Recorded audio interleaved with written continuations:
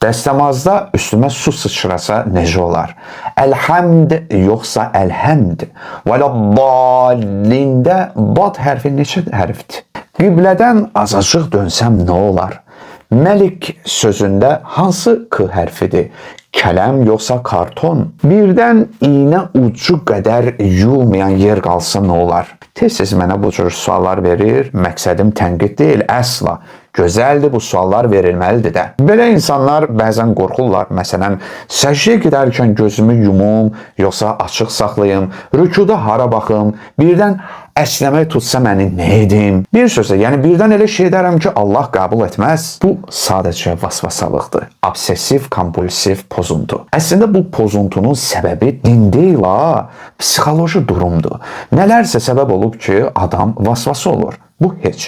Məsələn, siz görmüsünüz ki, sədəqə verərkən kimsə vasvası olsun, birdən az verər amma, birdən niyyətim xalis olmaz, qoy biraz da artıq verim desin, yaxud birdən Allaha layiqli bəndə olmaram deyə fəlsəfi teoloji düşünsün. Niyə bu vasvasalıq bəsit dəstəmaz, qüsul, qiraət kimi şeylərdə təzahür edir?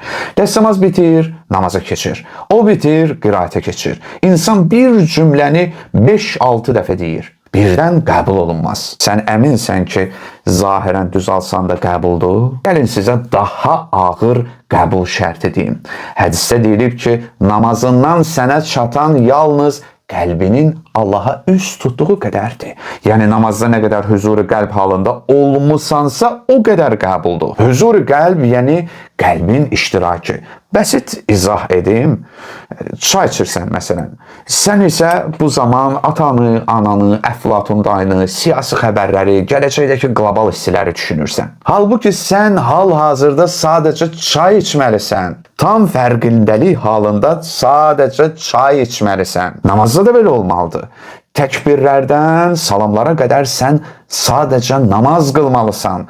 Tam fərqində olaraq qəlbin iştirakı ilə. Hədisdə deyilib, bəzən bəndənin namazının yalnız kiçik bir qismi, 3də biri, ya 4də biri və ya 6da biri, yəni namaz qılanın Allaha üst tutduğu qədəri dərgaha yüksələr. Allah qəflətdə olana bir şey verməz. Məsələ aydın oldu mu? İynənin ucu, bad hərfinin tələffüsü, rükuda əlimi necə qoyum, gözəldir bunlar.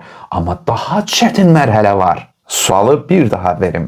Sən əminsən ki, fiqhi qaydalara tam riayət etsən, namazın mütləq qəbuldur? Ya diqqət edəcəyin başqa məsələlər də var ki, onlar daha zəruridir.